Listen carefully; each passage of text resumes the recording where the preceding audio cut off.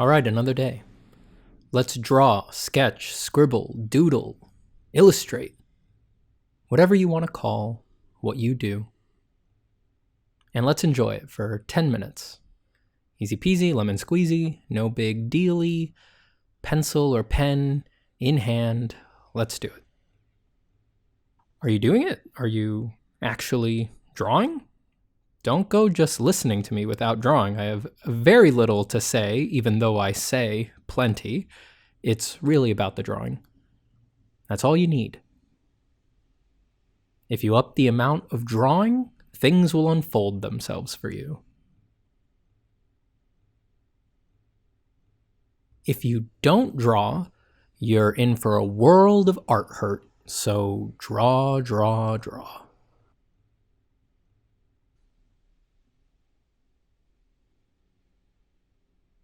Take some moments to open up to the sensations that are presenting themselves to you. You know the drill from past videos. Tune in to what's available. The feelings in your hands, in your body, the tone and ambiance of your mind right now. Note whether your mind is calm and quiet, working peacefully, or if it's turbulent and troubled, buffeting you with big or small thoughts that are attempting to sweep you away into their particular dream world.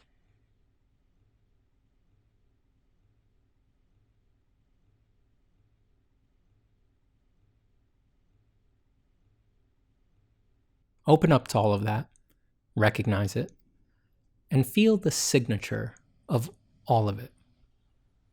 The particular shape of existence that lets you know you're in that state, whatever it is.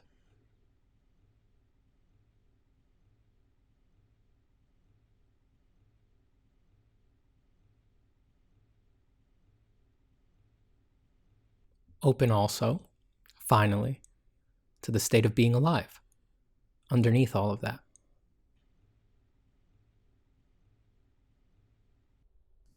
Just know it for a second.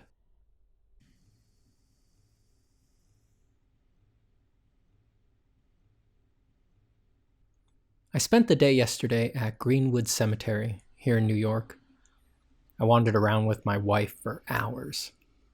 It's such a beautiful and awe-inspiring place. I don't know if those are the typical descriptors for cemeteries, but if you've ever been to one on a similarly grand scale as Greenwood, then you understand what I'm getting at. It's a cemetery that often feels more like a park, more a celebration of life than it is just a memorial to death.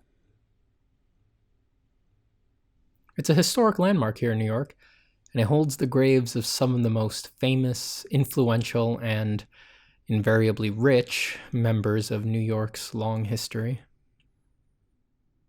They really put up quite the tombs and mausoleums and grave markers for themselves. Some of them are just massive, huge obelisks and pillars, mausoleums bigger than most New York City apartments, certainly bigger than mine. Some of them actually get big enough to cross into the absurd.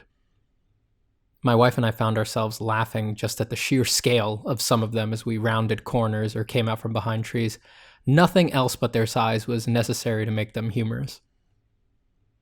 Maybe it's just our contemporary lens, but it makes it a little hard to avoid awareness of the folly of it all.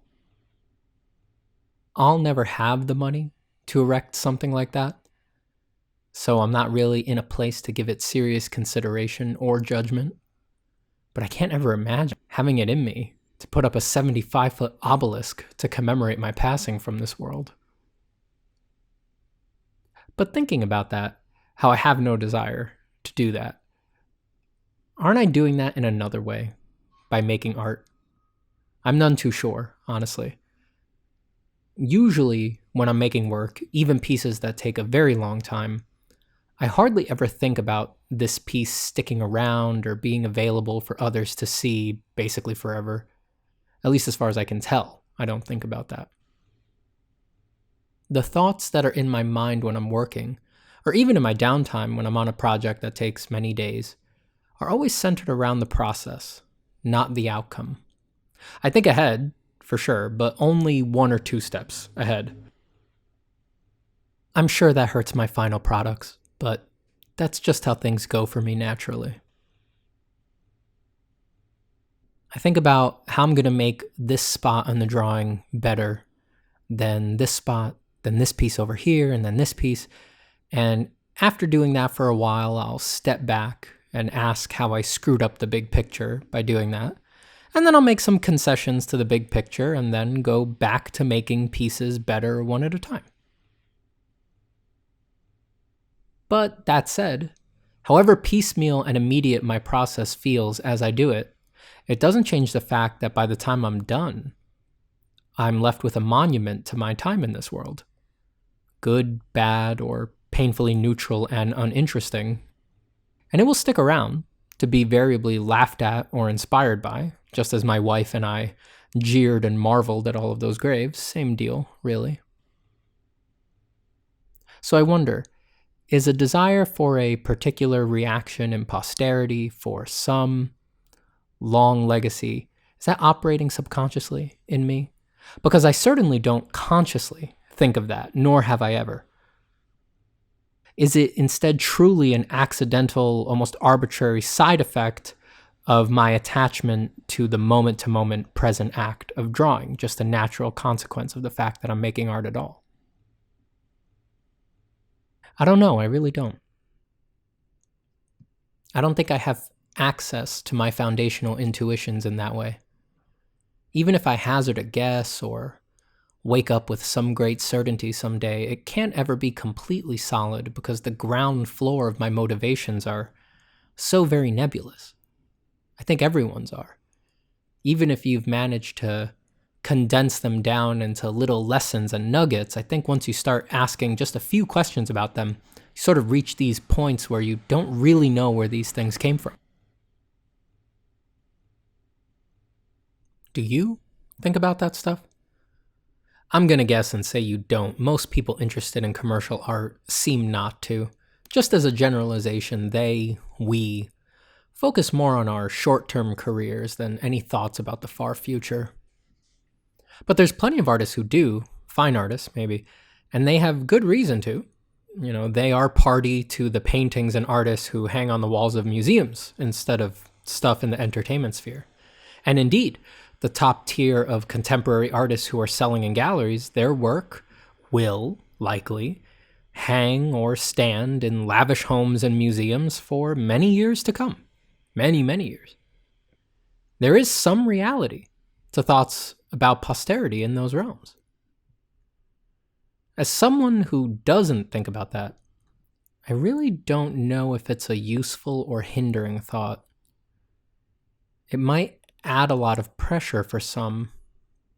It might not for others. I certainly think it would add pressure for me, but the varying attitudes of artists to pressure and expectation guarantee a variety of reactions that are likely largely responsible for the gating of this world from some and allowance into that realm for others. But that's true in all areas of art. Our particular inclinations and tolerances for the weather of each niche within art make it difficult to imagine certain areas as a right fit for us.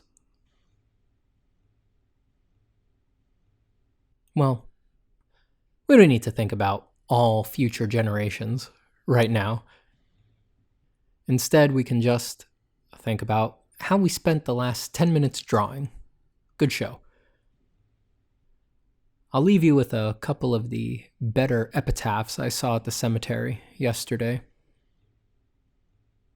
On the tombstone of Coney Island tycoon George Tillieu, many hopes lie buried here. And on a family tomb, when I die, I'll go to heaven because I've spent my time in hell. I know that one is actually a phrase of some amount of wide use, maybe for soldiers, but I thought it was especially morbid, forever inscribed on a tomb. It made me laugh. All right. Thank you for practicing today, and thank you for adding a little bit of drawing to the world. let's draw again soon.